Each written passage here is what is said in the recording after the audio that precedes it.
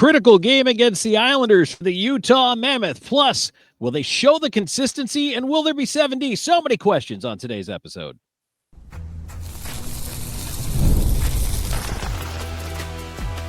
You are Locked On Mammoth, your daily podcast on the Utah Mammoth, part of the Locked On Podcast Network, your team every day. Hello, everyone, and welcome in once again to Locked On Mammoth. I'm veteran NHL voice Tom Callahan, joined by longtime team analyst Robyn Leaño. We're part of the Locked On Podcast Network, now the #1 sports podcast network. Robyn, digging into this Islanders matchup, 2 games at home, a big win over the Buffalo Sabres, including a huge third period. Can they keep it going against the Islanders?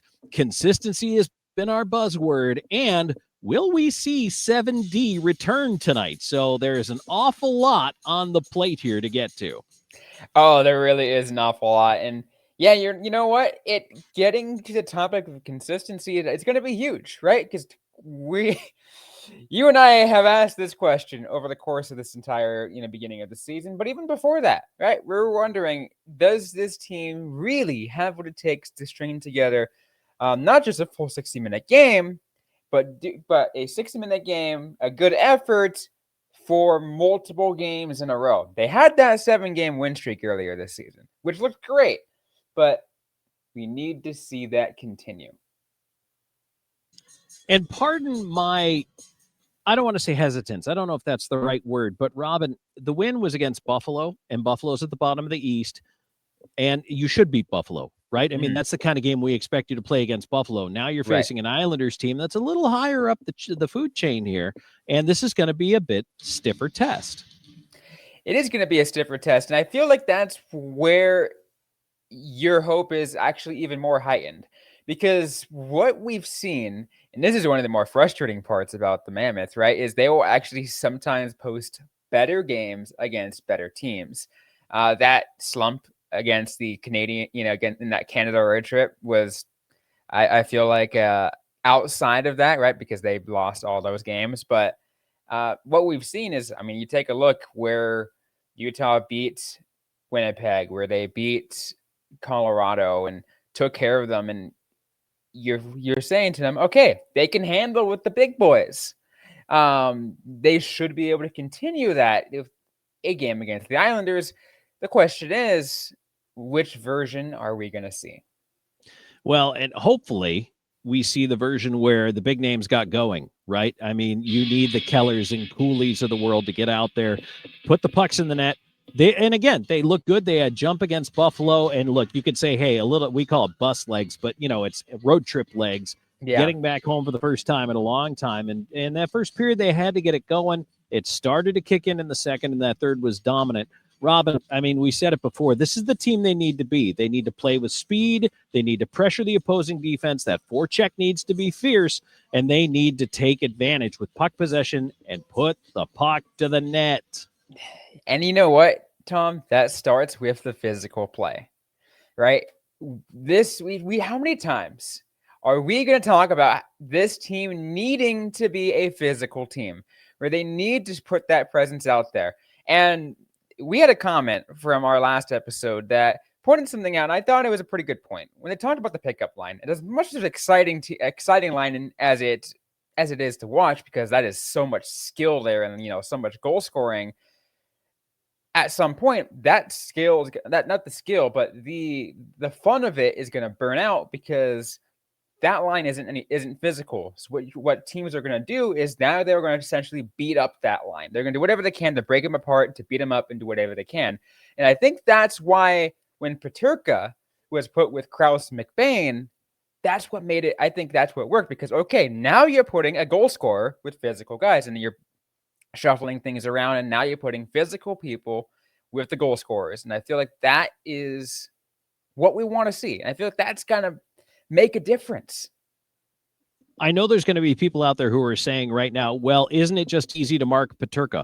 Well, yeah, if that's your top line and there's no mystery, he's the guy who's going to be getting the puck, then yes, it's easy to mark Paterka. But guess what? That's not the top line.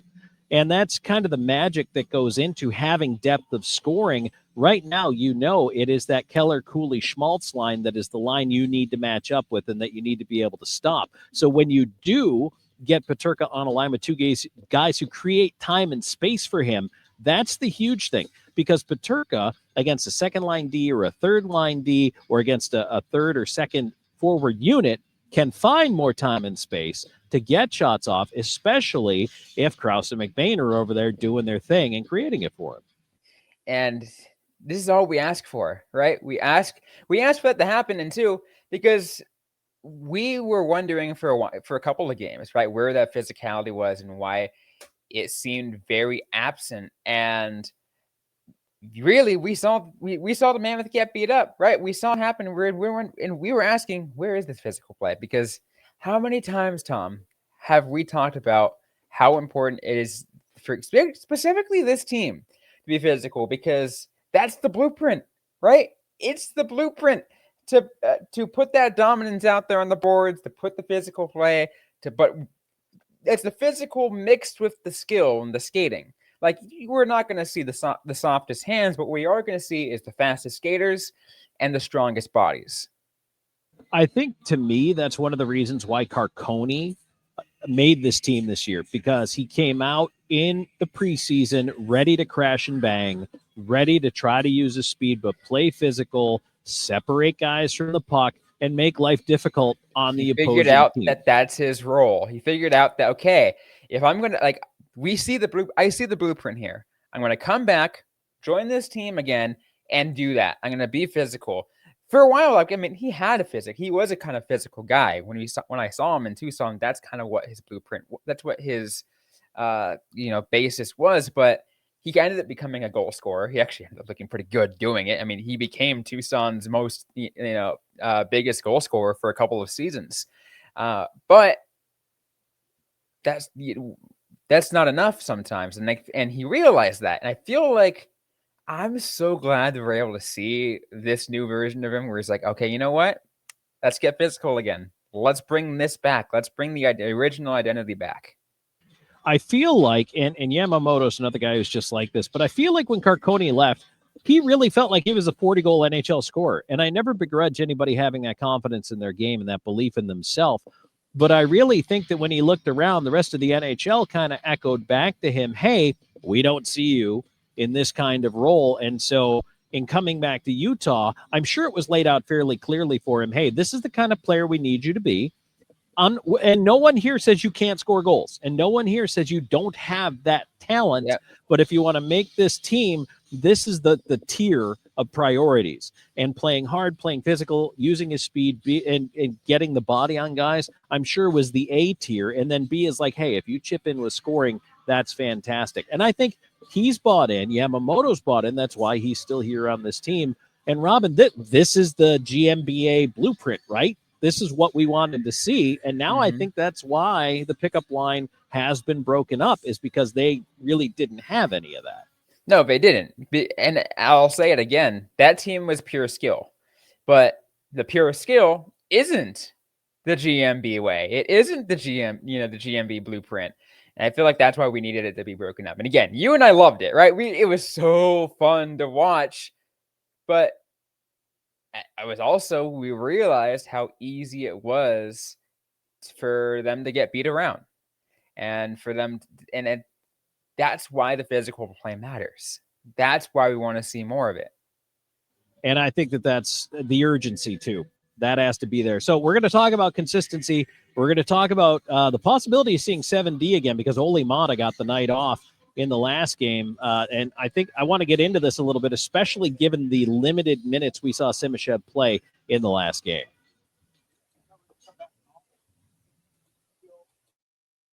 And today's show is brought to you in part by Monarch. Look, let's be honest. Most of us can't even name all our financial accounts, let alone what they're worth. Between 401ks, savings, and investments, it's easy to lose track, and that can mean leaving money on the table. And that's why I started using Monarch. It's an all-in-one personal finance tool that brings your entire financial life together in one clean, easy-to-use interface on your laptop or on your phone. It's helped me organize my accounts, track my spending, and get a better handle on my investments, which is phenomenal without having to touch a spreadsheet. Monarch's visual dashboards and smart tools make it so much easier to understand where my money's going and how to make it work harder for me. Don't let financial opportunities slip through the cracks. Use our code LOCKEDONNHL at monarch.com for 50% off your first year. That's monarch.com, code LOCKEDONNHL for half off your first year. And we want to welcome a brand new local advertiser, Woodward Park City. Welcome aboard. Hey, we're just going to say it because the fun per foot ratio at Woodward Park City is second to none. They're located just 20 minutes from the Salt Lake Valley. Woodward offers experiential learning in a radically fun and safe environment. With facilities for all abilities, the door is always open to first-timers and regulars alike. Bounce from park to pits, ramps to tramps, and back again. Mountain Park season passes are now on sale for just $4.99. You can rip hot laps with a posse after school and into the evening. Maximize mountain time this winter with one of the best terrain parks in Utah all season long. Are you looking to go all in? Well, the all-access memberships provide just that, from passes to perks, discounts, and more. Just starting out? Well, learn to fly with the Woodward Tribe in seasonal and multi-week programs that build skills and confidence in a stoke-inspiring environment. Just 20 minutes from Salt Lake, Woodward offers experiential learning with facilities for all abilities. Learn more at woodwardparkcity.com.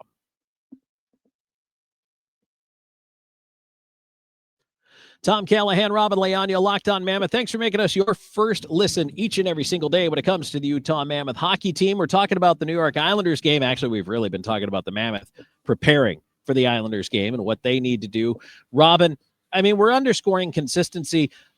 This is not to slight the Islanders, okay? But this is one of those games where I don't necessarily think the opponent matters as much as the Mammoth mindset and their execution of the game plan. I'm not so much worried about what the Islanders are bringing as what the Mammoth are giving us and showing us in this game. That is paramount to me. How many times, Tom, have I said and have I asked for the Mammoth to play their game, right? Not to allow any other team to dictate how they play. Because what we saw during that Eastern Canada road trip was they allowed Toronto, they allowed Ottawa, they allowed Montreal to essentially dictate the game. The Mammoth need to take control, and they need to essentially dictate how they play on their own. And that's play their game. And we talked about that, right? We looked at that 7-game swing that they did that actually looked really good for them. Some of the good things about that were forecheck, right? A very powerful forecheck that had spent the majority of time in the offensive zone. We need to see that come back. And you're right. The opponent doesn't matter. It's just need to see it happen. Robyn, they're doing a little bit of sound check in the arena. I'm calling a game tonight. That's why I got this headset on. So I'm going to ask you, just while they're showing this video, to kind of extrapolate that point a little. Yeah. So, I mean, so in going more on this team needing to play their game, it's once again, it's going on that forecheck. It's if they try to break out, the other team tries to break out, it's don't allow them to, force them to the boards. And the same on the other side. If you're on your defensive zone, you force perimeter shots. You're not letting any high danger shots come in. And on the other senses, you're trying to open the lanes so you can get in your high danger shots. You need to get in those fast, because anytime any team can get some opportunities against you, even with the defense that hasn't been perfect, you need to take advantage. Robyn, I think one of the things that we've talked about too is, that forecheck, how important that is. But even if you're the first guy on the puck and you get tied up by the D, you can still lose that battle. And that is where I think Utah, the F1, which is the first forward into the zone. So you'll hear F1, F2, F3. That is by number the where the guys are attacking in the pecking order. So that F1 needs to be on the puck, needs to go in there. But the F2, the second forward into the zone on the forecheck, needs to support that puck battle and try to come out with the biscuit, especially in the offensive zone. That is one of the most important things Utah can do. And if they can do that consistently, Robyn, they can do it consistently, I don't see any reason why they can't go back to being the 7-game win streak team. Yeah, absolutely. And I think that's the hope that we're trying to see.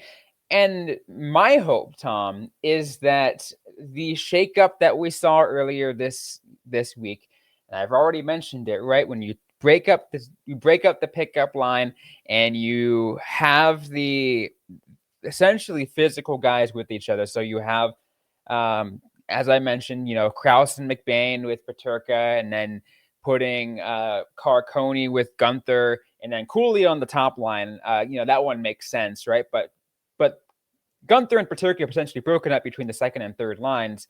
You need that because you need to be able to add the physical presence there. You need power forwards in there to allow that to actually happen, to be the forechecking team, to put the pressure on the team and have them really, really feel that pressure.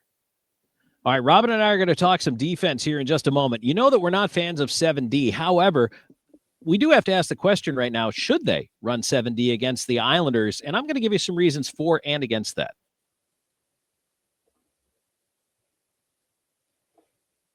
And today's episode is brought to you by Drip Drop. When I'm hydrated, everything just works better. My focus, my energy, my mood, even my skin. And that's why I've been using Drip Drop. It's a doctor-developed hydration that keeps me running at full power, no matter what my day looks like. Drip Drop isn't your average sports drink. It delivers 3 times the electrolytes at half the sugar of leading brands, using science-backed formula trusted by medical professionals, firefighters, and over 90% of top college and pro teams. I like using Drip Drop as part of my daily routine. I'll mix a packet in my morning before I go to work, because I work early in the morning. Or sometimes I'll mix an extra packet in before I go out to play some late night, Saturday night, 10 p.m. hockey, because you know what? That's how adult hockey works. It just kind of helps me so I feel hydrated throughout the entire day and throughout any workout or game that I'm in. It actually tastes amazing too. My go-to flavor right now has been strawberry lemonade. I just love like lemonade style flavors. I don't know. I'm a sucker for it. And it's become my secret weapon for staying sharp, energized throughout those long days. Hydration has become a non-negotiable for me. So Drip Drop helps me keep sharper, calmer, and honestly, just better overall. Right now, Drip Drop is offering podcast listeners of our show 20% off your first order. Do it at dripdrop.com and use the promo code LOCKEDONNHL. That's dripdrop.com, promo code LOCKEDONNHL for 20% off. Stock out now before the heat hits hard, and keep your body and mind performing at their best with Drip Drop. And today's episode also brought to you by Game Time. Hockey season is officially here, and nothing beats being in the arena for those opening games. But let's be real, getting tickets can be a total headache. Between waiting in queues, surprising fees, and prices that jump right before checkout, it's easy to get frustrated when all you want to do is just cheer for your team. And that's where Game Time comes in. It's the app that gives the fans the advantage. Gives you the ultimate life hack for something like scoring amazing NHL tickets fast, easy, and stress-free. For years now, Game Time has been my go-to to buying tickets, whether it's NHL tickets, whether it's MLB tickets, whether it's football tickets, or whatever it is. The first time I ever used that was when, I lived in San Jose at the time, and I went to a Stanley Cup playoff game for the San Jose Sharks, and I found some amazing deal. My brother and I got a great deal on tickets, and we got a chance to watch that team clinch a spot at the Stanley Cup final. It's something I'll never forget, by the way. And it made things easy, right? I saw the all-in price, and I see, okay, that's how much it's going to be with all the fees included, so I don't have to get surprised at the end. I love it. Plus, now their zone deals are a game changer. You pick the section, Game Time picks your seats, and you save big. Take the guesswork out of buying NHL tickets with Game Time. Download the Game Time app, create an account, use code LOCKEDONNHL for $20 off your first purchase. Terms apply. That's code LOCKEDONNHL for $20 off. Swipe, tap, ticket, go.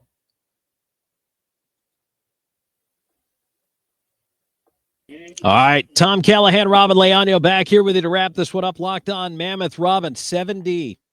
7D. We don't like this. At least generally we don't like it. But Olli Määttä did not play on Wednesday, against Buffalo.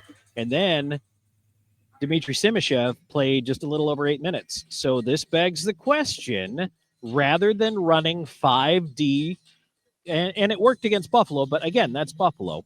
And I hate saying that, but it's Buffalo.